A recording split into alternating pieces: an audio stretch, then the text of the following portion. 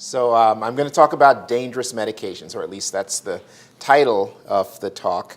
So just briefly, what we're going to run through, I'm going to start out by asking, what does dangerous mean? So in the context of this talk, what am I talking about when I say dangerous medications? And then we'll talk more specifically about some of the medicines that are concerning, specifically in individuals with the diseases that we treat here. So I'm not going to go over every dangerous medication in the world, but the ones that are of particular importance for our patient population, and other ways that the similar problems can be treated besides using these medicines that have a little bit more risk. And then we'll just have some concluding statements. And I've tried to leave plenty of time for questions at the end, so we should be able to have a good discussion as well. So did I really mean to use the word dangerous? I guess I would say, yeah, I did. I really do mean dangerous, but we have to sort of look at danger in context. How many of you drove here today? This is Las Vegas. That was dangerous, right? Okay. So we actually deal with risky situations, and we make decisions every day that actually expose us to danger. And medications are no different. When we take medications, we are being exposed to danger, but there's also no way to completely avoid danger, right? Well, there are ways to completely avoid danger, but they end up with you dying. Because if you want to avoid danger, that means you can't breathe because there might be toxins in the air. You can't eat or drink because there might be toxins in your food. We take risks with every single activity that we do, even the most basic ones. So I do not want this talk to be construed as a talk saying that you should not ever take any of these medicines that I'm referring to, but that you should use special caution. And remember that there is also a danger of not acting. So the danger of not breathing in toxins is that you will suffocate and die. The danger of breathing is you take in toxins and we make the decision, or our brain makes the decision for us actually because it likes to live, that we are going to breathe. And we are going to take the risk of breathing in toxins, even though that is a risk. The alternative isn't so great. So every medication, there's certain things that are true about them. Every medication that's approved by the FDA was approved because it has some potential benefit. There's just no question about that. You have to demonstrate in studies some benefit for medicine to be approved by the Food and Drug Administration. That being said, there is no medicine that has an effect that doesn't have potential for side effects. So, I often get asked, is there any medicine we can use for this that's not going to cause any problems? No, there's no such thing as a medicine that has no risk of causing problems. What you try to do is assess the potential problems and assess the problem you're trying to use the medication for, and then determine whether the risk is worth it. It's also important to remember that when we predict as physicians what a medication is supposed to do, we're basing that on studies that have been done on groups of people. And on average, a certain outcome occurred. On average, people got better with whatever problem. On average, they had a 15% chance of having nausea and vomiting with the medicine. But when we're actually prescribing a medication, we're prescribing it to an individual. And so you have this interaction between the medication, which we have some information about on a group basis, and a person about whom we have some information on an individual basis. And some of the stuff about the group and some of the stuff about the person they share in common, but there are also things that they don't have in common. And so whatever happens with a given patient is an interaction of that individual patient with that individual medicine, and is not necessarily predictable. So that's important also. When I talk today about drugs, I'm going to be talking mostly in terms of categories and not specifics. I know there have to be some people who are wondering, if I can tell you whether this particular medicine is the right one for you to take. And I can't tell you that, because for most of the people out there, I'm not your doctor. So I don't know you as an individual, and I can't say whether a medicine is right for you.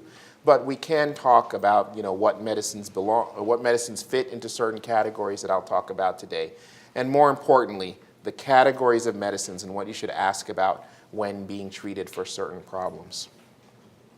So how do we figure out what treatment we're going to use in a given person? Well, the first thing is we figure out what the problem is that we're trying to address. What are we trying to take care of? Then second, we have to think, how important is that problem? How life-threatening is it? How much does it interfere with a given individual's life? And then what's the nature of the treatment? Is the treatment likely to help? Is it treatment likely to hurt? Are there other things that we can use instead? And all of these different factors are actually changing over time, particularly with the diseases we treat, where there's frequently a degenerative process. So things are moving over time. That individual is changing. The problems in that individual are changing, and their potential reactions, bad or good, to a medication are changing also. And then we also have to think about other medical conditions the individual might have that would affect what that medicine does in that person's system. So now we'll talk about the medications that are concerning. And again, we're going to talk about them in groups, and I'll tell you what these different groups of medicine are used for, and then you'll have an idea, when a doctor says, I'd like to give you something to treat your nausea, what are the types of questions you can ask about that medication? So we have sort of three big categories of diseases we treat here, and you'll see those on the left, in the rows on the left. Cognitive problems like Alzheimer's disease, but that also includes Lewy body disease and cerebrovascular or stroke-related cognitive problems. We also treat movement disorders. The most common one we treat here is Parkinson's disease, although other types of tremor are pretty common as well. And Lewy body disease also fits in as a movement disorder. Those of you who are familiar with Lewy body disease know that core features include both cognitive and motor features. And then multiple sclerosis. And then I'll talk about what medications we need to be concerned about with each of those conditions and why. But this is sort of an outline of what we'll be talking about over the next several slides. So when talking about cognitive disorders, we're going to talk about a brain chemical called acetylcholine. Acetylcholine is present throughout the brain and in the body, and it's very important in the brain for memory in particular, and also for reasoning, for logical brain function. In some of the dementias, we know that acetylcholine levels are lower. So this was first seen in Alzheimer's disease, that people with Alzheimer's disease, one of the first areas that's attacked is the brain, the area of the brain that produces acetylcholine. But we also see this to even a greater degree in Lewy body disease. So those folks also have very low levels of acetylcholine.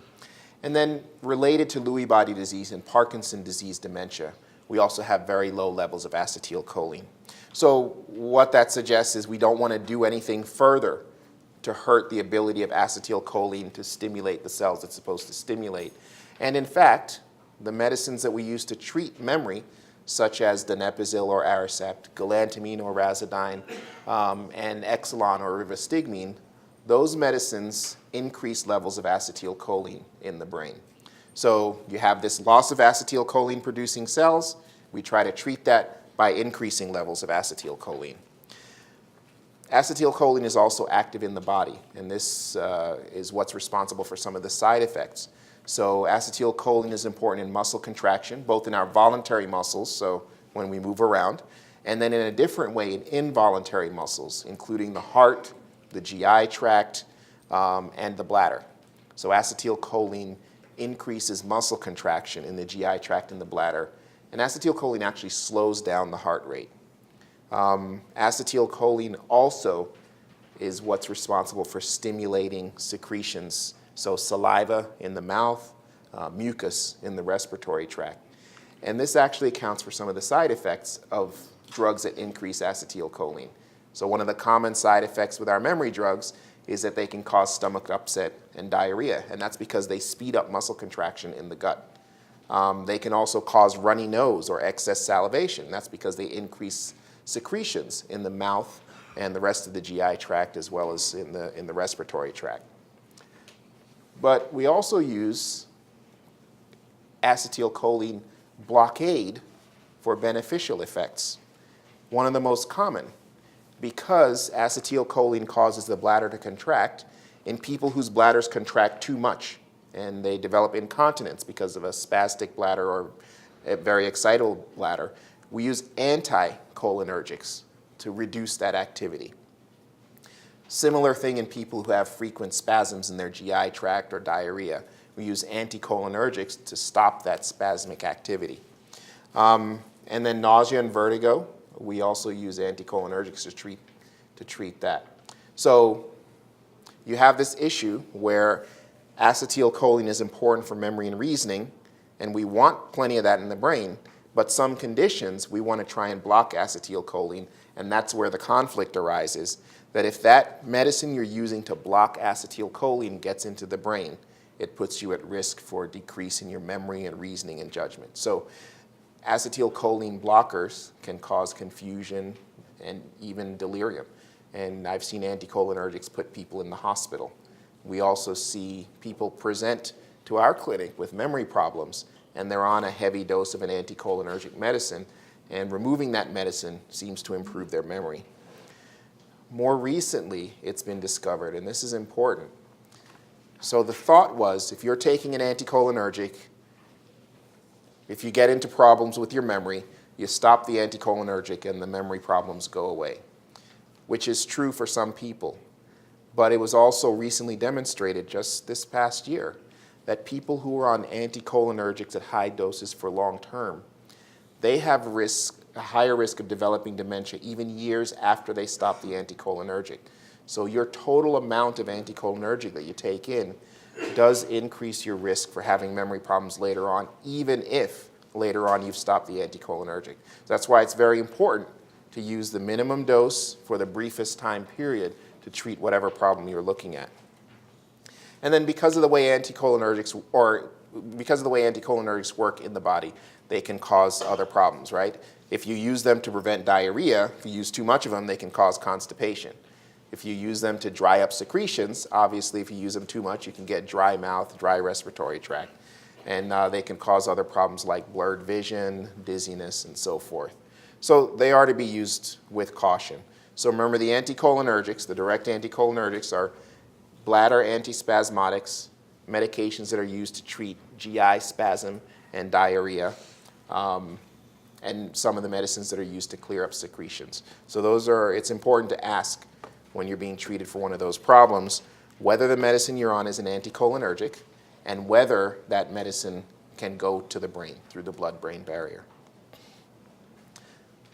There are also medicines that block acetylcholine just as a side effect.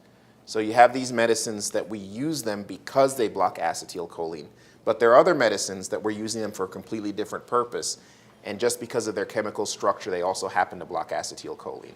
So this includes older antidepressants, the tricyclic antidepressants, older antihistamines, the ones that are sedating, as opposed to the newer non-sedating antihistamines. Those older sedating antihistamines also block acetylcholine. A lot of antipsychotic medicines block acetylcholine, and then some of the older tremor and Parkinson's disease medications can block acetylcholine. Again, I'm not saying you should never be on an anticholinergic or a medicine that has the potential to block acetylcholine, but you need to be aware of the risks so that you can make a proper judgment, right, about whether the risk of taking it is worth the risk of whatever you're taking it to treat. So there are a couple of ways to get around this problem. One is that some of these anticholinergics don't cross the blood-brain barrier. Obviously, things that we're using to treat depression or to treat movement disorders have to cross the blood-brain barrier. But some of the bladder medications, for example, do not cross the blood-brain barrier. Some of the medicines that you use to dry up the secretions also don't cross the blood-brain barrier. So we do not think that those have cognitive effects. And then the other alternative is to use a non-anticholinergic medication. So instead of using one of the older antidepressants, use a newer one or an older one that's not anticholinergic. Another important category of medicines that we need to look out for in people with cognitive disorder is sedatives. All sedatives, the way that they work is by slowing down brain function. That's what sedation essentially is. So we use sedatives to treat problems with sleep. That includes just regular insomnia, having trouble falling or staying asleep, as well as some unusual sleep disorders like REM behavior disorder. We also use them to treat anxiety and agitation. And although we don't do this as much anymore, there are some people who are on sedatives for seizures. So that would include benzodiazepines and barbiturates. The side effects that occur in people with cognitive disorders are kind of predictable for the most part based on the fact that these slow down the brain. So they can cause mental dulling, and they can in fact cause true amnesia. That means wiping out memory. These are medicines that we use when we're inducing anesthesia so that people don't remember the process of stopping breathing and so forth. So they can actually, when they peak in the system, cause a blanking of your memory for that period of time. The other thing that's very important, and this is for everyone, not just people with cognitive disorders, but these medicines can't be stopped suddenly. Otherwise, you can go into withdrawal, and the withdrawal is life-threatening. There's about a 5 to 10% mortality rate from withdrawal from benzodiazepines or barbiturates. There are a newer class of sleep medicines that were developed to treat insomnia in people, or to treat insomnia to avoid the side effects of benzodiazepines and barbiturates. But we actually find that they have some similar side effects as well. So you can get withdrawal, although it doesn't seem to be as dangerous, and they can cause cognitive dulling and slowing. And they have an additional side effect, which is they can cause unusual behaviors during sleep, getting up and eating. There have even been reports of people going and driving a car while actually asleep. And then the antihistamines. I mentioned some of these older antihistamines that are sedating. Not only does that sedating cause a slowdown of brain problems, and you can get brain processes, and you can get excessive sedation, but these older antihistamines also are anticholinergic, and so you get that additional problem on top of it. So what can you do if you need something for anxiety or agitation or insomnia, but you want to avoid a benzodiazepine or a barbiturate or another hypnotic? Well, you can use treatments that are not medications, so sleep hygiene. That's sort of rigidly controlling your environment and your activity around the time of sleep in a way that encourages you to fall asleep. Anxiety can be treated very effectively with therapy instead of medications.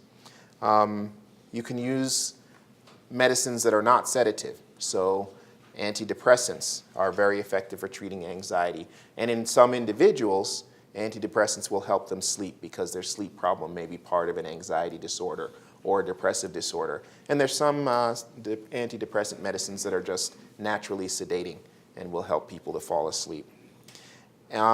If you're using an antihistamine because of an allergy, so here we're not talking about antihistamines for sedation, but because of seasonal allergies or whatever, you can use one of the newer ones. Those are not anticholinergic and they're non-sedating.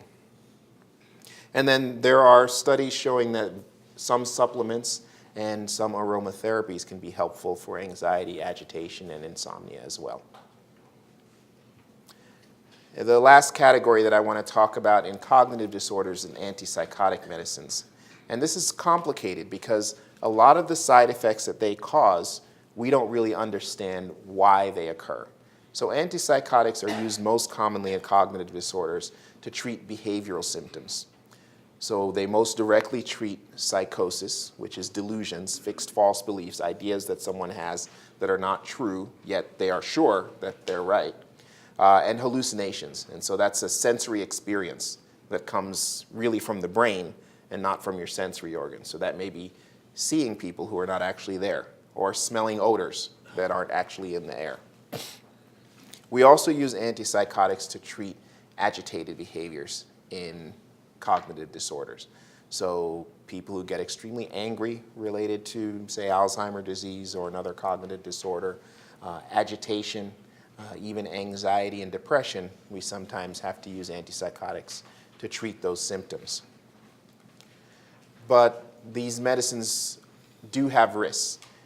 I would say that most people in the field, and this sort of comes up in the literature every now and then, they do polls of people who treat these disorders, would say that antipsychotics are probably the most effective medicines for treating agitation and anger. The studies don't really show that, but there is this sense out there that they are. But they have their problems.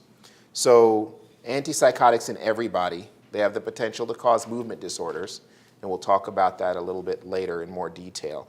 They also can elevate blood sugar. So there are people who either have diabetes or high weight, and their blood sugar can get out of control because of antipsychotics.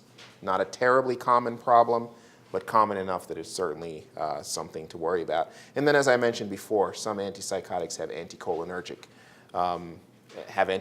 effects, so they can interfere with memory, they can slow down cognitive function. Now, in people who are over age 65 and people with dementia, there are particular concerns with these medicines that don't seem to affect other people. One of those is that these medicines, antipsychotics, increase the risk of stroke and sudden death. And I'm going to tell you the statistic is that they double the risk. Now, you hear that and it sounds extremely scary, but when I say doubling the risk, we're talking about increasing the risk from about 1.5% up to about 3 or 4%. So it's still, low overall, but it is, frankly, a doubling of the risk of sudden death or stroke. It's also been more recently found that people who are on these medicines, their rate of ending up in the hospital within the next 30 days is much higher for a variety of reasons. And again, we're not really sure why. They also increase the risk of falls. And then in Lewy body disease in particular, one of the criteria that's used to diagnose Lewy body disease is severe reactions to antipsychotic medications. So in our population, these are medicines that we worry about particularly and that we try actually not to use. And I know it's led to frustration even on the parts of some families that we try a variety of different medicines before going to an antipsychotic because of the level of risk that these pose. Now, there are situations where you're probably not going to get away from using an antipsychotic. Nothing else really works well for delusions in dementia except the antipsychotics. And really, they are more likely to be helpful in agitation than the other classes of medicines that we use. That being said, it's important to try other things first because even in the small chance that one of them works, you have exposed that person to a much lower risk than if you go with an antipsychotic. So we always want to try non-medication treatments first. And that's basically because the medications that are safe don't work very well. The medications that work very well are pretty risky. So that can be things like, for example, in someone who has a delusion about a particular person, you might want to reduce their interaction with that person. Again, if it's possible. It's not always possible. And then you can use other medications, antidepressants. The dementia medicines can be used to treat hallucinations and agitation and anxiety. But delusions really don't respond very well to anything other than antipsychotics. If someone isn't on an antipsychotic, you want to reevaluate periodically whether they need to be on it. So try backing them off at some point. Sometimes we find that we back them off and things go okay. Probably more often we find that we try and back someone off and their symptoms return, and so you're kind of stuck. So looking at the cognitive disorders, the important things to keep in mind, or the important drug categories to keep in mind, anticholinergics, which again are mostly going to be used for bladder problems, bowel problems, and excessive secretions. Sedatives, which are going to be your insomnia and anxiety medications, and antipsychotics. So moving on to movement disorders, I'm going to start again by talking about one of the brain chemicals that's very important in movement disorders, and that's dopamine. So dopamine is found throughout the brain and to a more limited extent in the body, and it's very important in movement, obviously, but also for mood and motivation. And it seems to have downstream effects on people's ability to attend and concentrate. Parkinson's disease and symptoms of Parkinson's disease are a result of loss of these dopamine-producing cells. So that's why people with Parkinson's disease, of course, it's a movement disorder, so they have trouble with movement, but they have very high rates of problems with their mood and very high rates of problems with attention and concentration. And this is all related to the loss of dopamine-producing cells.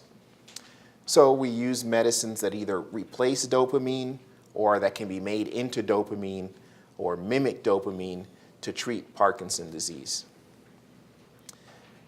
By the same token, because dopamine has all these effects, we also use dopamine blocking medications to treat certain symptoms. So the antipsychotics every antipsychotic has some degree of dopamine blocking activity. So delusions and hallucinations are treated by blocking dopamine. Antipsychotics have also been found, or dopamine blocking agents have also been found to improve depression treatments. So in someone who's not responding fully to an antidepressant, dopamine blocking medication can help. And then we use dopamine medications in a non-brain situation for GI motility problems. So people who have what's called delayed gastric emptying, where their stomach seems to sort of hold on to food and not push it through to the intestines. Dopamine blocking agents are used to treat that problem as well. As you can imagine, if Parkinson's disease symptoms are caused by reduced dopamine, then blocking dopamine has the potential to cause Parkinson's types of symptoms. Slowness of movement, tremor, trouble with balance. All of these things can occur because of antipsychotics or dopamine blocking medications. And we see fairly regularly here, probably once or twice a month, people who are referred to our movement disorders center where they started one of these medicines and about 6 months later, they have quote unquote Parkinson's. And it turns out to be that the medicine is causing that problem. Because there's the effect on attention and concentration, obviously blocking dopamine can also reduce ability to attend and concentrate. So the alternatives we talked about a little bit before. So for hallucinations and delusions, you're probably not going to get away with using anything other than an antipsychotic, but you can use one that blocks dopamine to a lower degree. And in fact, they're coming out with an antipsychotic for Parkinson's disease because those folks often have hallucinations. They're coming out with an antipsychotic that doesn't seem to block dopamine at all, which will be very exciting because then we can treat Parkinson's folks who have hallucinations with a medicine that doesn't seem to make their disease any worse. For treating depression, the alternatives to the antipsychotics include adding on other antidepressants, so non-dopamine blocking agents, and then again, using antipsychotics that don't block dopamine as intensely as others. With the GI motility problems, that's not really my area, so I don't know what the best treatment is other than the dopamine blocking agents, but you certainly want to use the lowest dose possible for the briefest time possible. And that's, something that you really want to do with all medicines, is try and minimize the amount of time that you use them. There's some medicines that you are just going to be on for life, but there are others that are prescribed for temporary problems, and unless the patient brings it up, it's just going to keep getting prescribed over and over with the assumption that the problem is still there. So the big sort of 800-pound gorilla in the movement disorders concern is dopamine blockade, because you're basically doing exactly to that individual what the disease is doing to them, which is reducing dopamine's activity in the brain. So multiple sclerosis, you might have noticed when I put the chart with cognitive disorders and movement disorders and put specific medication categories, that for multiple sclerosis I said everything. And the reason is that in Parkinson's disease, for example, Alzheimer disease, Lewy body disease, we have a sense of where in the brain the injury is occurring, what the likely chemical changes are, and what's most likely to affect them. Multiple sclerosis is a random attack on the brain and spinal cord. So in a given individual, you may see symptoms that are very different from the next individual who comes in, because the symptoms depend on where the lesions are in the brain, and the lesions are completely individualized. So with multiple sclerosis, it's very difficult to predict what will happen in a certain person who takes a certain medication. The other thing that we see that's common in multiple sclerosis, at least in my experience, is that people with multiple sclerosis often don't respond well to medications, and so we have to use higher doses than we would typically use in other folks, which winds you up with a higher risk of side effects than in other folks. So my tendency with people with MS is to start low, go slow, and if you don't have a good effect at a typical dose, then switch to something else. Another thing that's important with MS is to be open-minded about side effects. What that means is there is no symptom that a patient with MS has that couldn't possibly be related to a medicine that they just took. So there's such unpredictable reactions when you give someone with MS a medication that you have to consider the possibility that any effect that they have could be a result of a medication that you just started. We try and use medicines that aren't able to cross the blood-brain barrier if we're treating non-brain symptoms in folks with MS. Starting with low doses and increasing the dose slowly is a good practice to use across these diseases, not just MS, but it's particularly important in MS because they can be so unpredictable.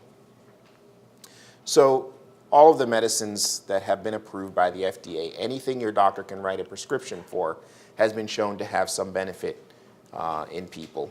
And on average, the benefit outweighs the risk. But we have to remember that when we're dealing with individuals, we're not dealing with averages, we're dealing with the people who made up those averages. In neurologic diseases, there are particular concerns because our patients can be more sensitive to these medicines, particularly the classes that I mentioned. Some of the illnesses that we have can actually be mimicked by side effects of the medications themselves. And a lot of the medicines that are risky get used at higher rates in our population because of the particular problems they have. So Anticholinergics for bladder spasms are used at a very high rate in MS because it's so common for them to have spastic bladders. Treatments for hallucinations are used extremely commonly in people with Alzheimer's disease or Parkinson's disease because 1/3 of those individuals, at a minimum, are going to have hallucinations. So you have this sort of perfect storm where you have medicines that you don't want to use, and at the same time you have patients who require those medicines more than other folks. So the goal is to really be as cautious as possible about it.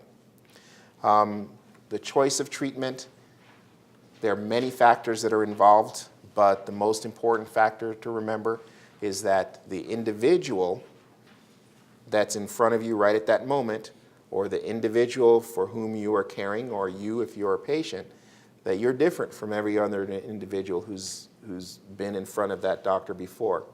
And so you have to keep in mind that you may see something that you've never seen before in that individual. There is always some risk to not treating. If someone presents with a problem and you're contemplating treatment, then the risk is that this problem will continue without treatment. But there are some problems that allowing them to continue without treatment is okay. Even things as serious as hallucinations and delusions. I had a patient who was convinced that there was an animal in her house that was biting her every night, and we decided not to treat her with an antipsychotic because it wasn't really affecting her. She was convinced of this, but she went about her daily tasks the way she usually would.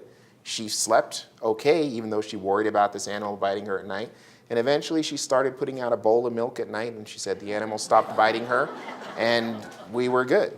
And it wasn't my idea, it was her own idea. She put out a bowl of milk. She was still convinced the animal was there, but the one thing that was really bothering her was that she thought it was biting her, and it stopped. And she said, you know, it's a very, very tiny little bit of milk that it takes, but I can tell that it's taken some milk.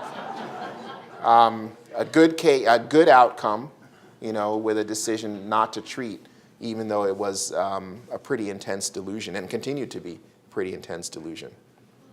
And it's always better to ask questions about the medication or the treatment that's being proposed than to sort of go down the road and then, you know, not have looked out for something, or for, worst of all, for something to happen.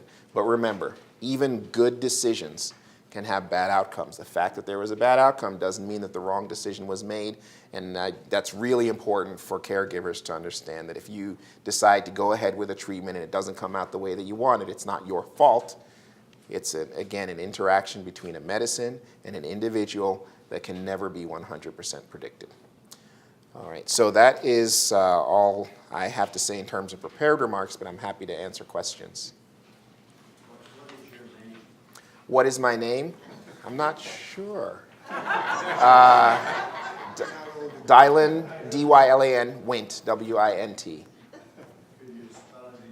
Sure. Do you have it there? Okay. You mentioned, well, several times, things like older medicines. And when you were talking about ACH blockers, you said a few older Parkinson meds. Like what?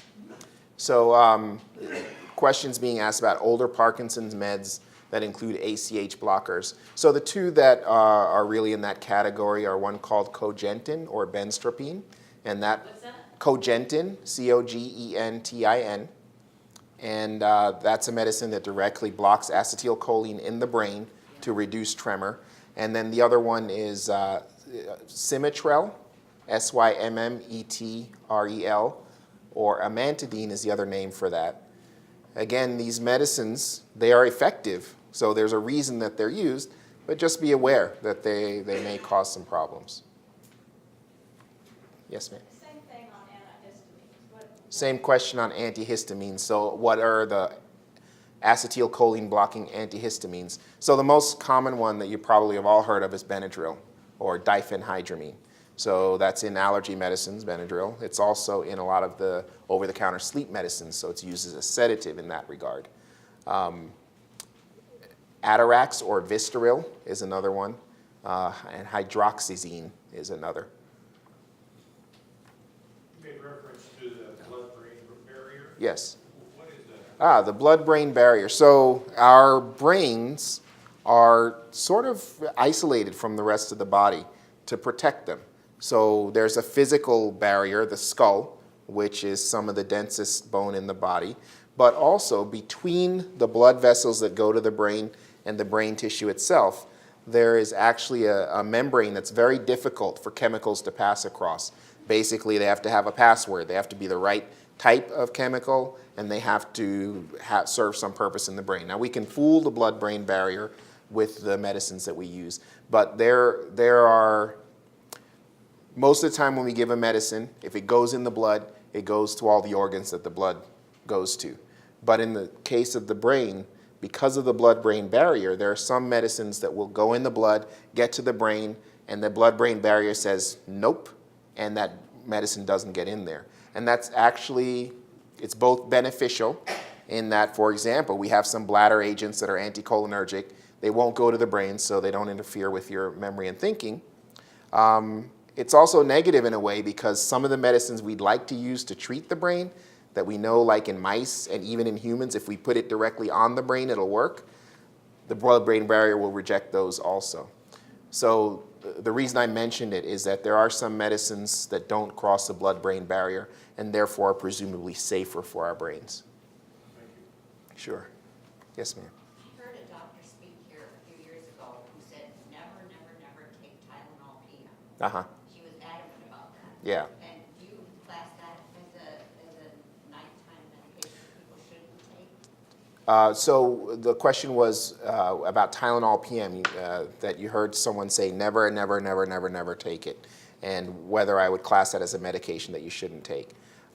So I'm going to stick with my guns of not saying that there are any specific medicines you should or should not take. However, Tylenol Pm does have diphenhydramine. That's the PM part of it, the part that makes you drowsy, which is Benadryl. So it's got that anticholinergic component and that sedating component, which is why it's a PM medicine.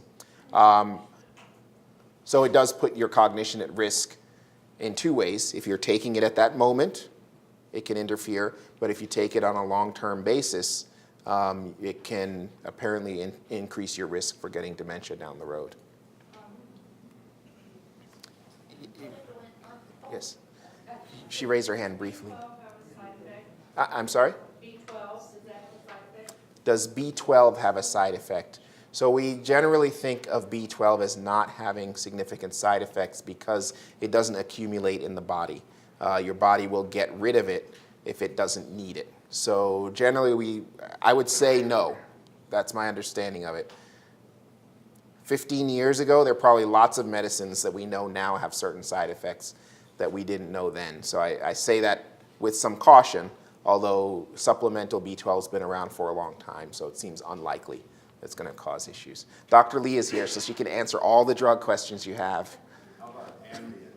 How about Ambien? So Ambien is in that group of hypnotics that are used for insomnia, and it's one of those medicines where you can have the strange sleep behaviors, and it also does seem to be associated with some cognitive problems. People who are on Ambien have higher rates of cognitive problems than those who are not. What kind of problems? Cognitive, I'm sorry, memory and thinking. So do you suggest like melatonin or something instead of these kinds? Do I suggest melatonin? Melatonin is one of the supplements that can be used to replace a sedative for insomnia. Whether I'd recommend it for a given individual, you know, I have recommended for many individuals, but you know, I couldn't say to a crowd here, yes, I would recommend that versus Ambien. But melatonin does not seem to have significant side effects other than stomach upset and excessive drowsiness, which is kind of the point. What's the best, antidepressant you can have? What's the best antidepressant? Put you to sleep. The best thing, you can't go to sleep, and you read about all these side effects with Ambien and everything. What is there one that works? Like melatonin doesn't work at all for me. Well, so what's the best medicine to help you sleep? That completely depends on the individual. There's no way I could possibly answer that question, unfortunately. Sorry. Yeah. Can I ask a question? No, just kidding. What about narcotics? I didn't hear you mention narcotics. Yeah, narcotics are broadly dull cognition, and so we tend not to like them. They don't have, I mean, because our patients have cognitive problems, narcotics do tend to affect them to a greater degree than other medicines, but the cognitive dulling properties of narcotics are pretty similar across the board. So yeah, narcotics certainly can interfere with cognition and with movement. They can make people clumsier, have less ability to differentiate fine movements and so forth. Can I ask my question now? Sorry, you waited too long. You were too polite. I do take melatonin, but recently I heard that, because I also take D3, but I take it in the morning, and I heard that it's better to take it at night for sleep. Have you ever heard that? I have not heard that, so I don't know. Couldn't speak to that. Yeah. Is Claritin one of the older antihistamines? Is Claritin one of the older antihistamines? Claritin would be considered one of the new. It's the oldest of the newer antihistamines, so it's not anticholinergic any. It can be a little sedating, but not like the older antihistamines. What First about year. Claritin D? Does the D add I guess that doesn't make you drowsy though, that's the opposite, right? What about Claritin D? What? Well, because there's Claritin, but then there's Claritin D. Right. That you have to, show your ID and everything. Is that same case for? I don't. What is in Claritin D? Do you know, Dr. It's a Lee? decongestant. It includes. Yeah. Is it pseudoephedrine? Okay. Just knows decongestion. Pseudoephedrine. Yeah. Pseudoephedrine, it has the same ingredient that pseudoephedrine has in it. So that's why you have to buy it, you have to show your ID, and that's why you have to purchase it. Yeah, so the question was what about, I'm just repeating for the remote sites, the question was what about Claritin D? What is the D? And the D is pseudoephedrine, which is a decongestant. Where does marijuana fit in this? Say that again? Marijuana. Where does marijuana fit in this? So marijuana is poorly studied in most of our diseases. It does seem to have some benefit for muscle spasticity in multiple sclerosis. There are certainly people who individually use it for agitation and anxiety and so forth and find good benefit. One of the problems is that we don't have a lot of placebo-controlled studies on marijuana because it's very difficult to study given the legal issues around it. So marijuana does seem to have some cognitive downsides. That's been pretty clearly demonstrated. Whether it has those cognitive downsides to the same degree in people with our diseases, I don't think we really know. Yes? Depression, healthier alternatives. I've been hearing about 5-HTP. Mm-hmm. So healthier alternatives for depression, I will say that there's a number of supplements that seem to have some beneficial effect in depression. 5-HTP is kind of mixed. St. John's wort, mixed to positive benefit in people with mild depression. SAM-E may also have an antidepressant benefit. What's best for a given individual, of course, it depends on a lot of factors. You had a question? Yes, because I was looking at a magazine on medical cannabis in California, and they have recipes, and it's supposed to be like a very low dose or whatnot. That makes a difference. The question was whether the dose of marijuana makes a difference. I would assume that for marijuana it's very similar to other medical products, including supplements, that the higher the dose, the more likely the effect that you're looking for, but also the more likely effects that you are hoping not to have. Yes, sir. When you're doing your modeling, are you including things like personalized medicine exomes or complete genome analysis or biome analysis? When I'm doing my modeling? Yes. Wow, thank you. I'm just curious if in the clinic now. Right. Yeah. So the question was when we're looking at what's likely to benefit a particular individual, are we looking at things like individual gene sequences? I presume you're also talking about metabolic rates and things like that. So personalized and individualized medicine. We don't do that routinely here. I've done it with a few patients for specific medications. But there's, so we have pretty good information on which medicines are metabolized through which pathways, right. And we can predict in a given individual how quickly they will get rid of a particular medicine. But in terms of genetic effects on disease state and response to treatment, we have less information on that. You haven't started a collaboration with Marty Schiller yet? No, we haven't started that here. Yes, sir. Are most of these symptoms age-related? Are most of these symptoms age-related? So there is, do you mean in terms of the side effects? Well, that the older you get, the greater the chances that they'll come down. So. It does appear to be the case that as we get older, we are more likely to get side effects from medicines in general. There are a few reasons for that, including changes in the way our body mass is distributed, the amount of free water that's in our body, how well our kidneys get rid of things. There was a thought that the liver may slow down when we're older, but that doesn't seem to be actually that important a factor. But there is a tendency for us to hold on to medications more as we get older, therefore increasing the amount of total medicine in the body and increasing the risk of side effects. Yes? That would make me wonder if being less active isn't part of that as well as. Is being less active part of that? Yeah, physically active. I'm just going to say yes because I want to encourage people to be I active. know. But I would say probably. You know, as we're active, we have more blood flow throughout the body. That includes into the kidneys and into the liver, which means you're driving more of these medicines to areas where they can be eliminated.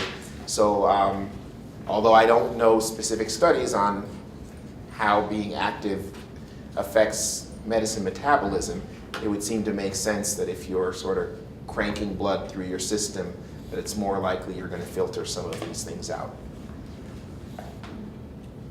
Yes? Is marijuana used for pain? Is marijuana used for pain? Marijuana is used for pain.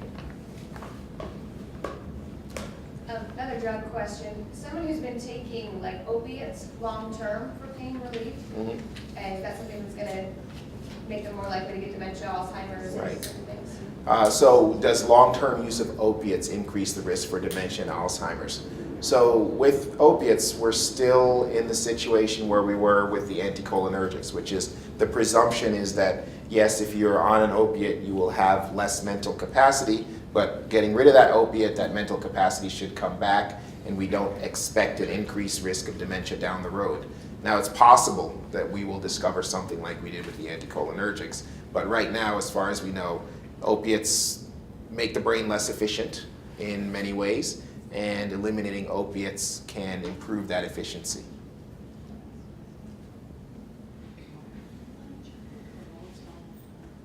Huh? Anyone from the remote sites have a question?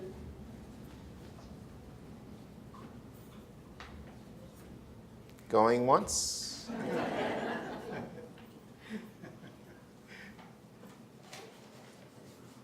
All right, so I think that will wrap it up then. Thank you so much for your attention and your great questions.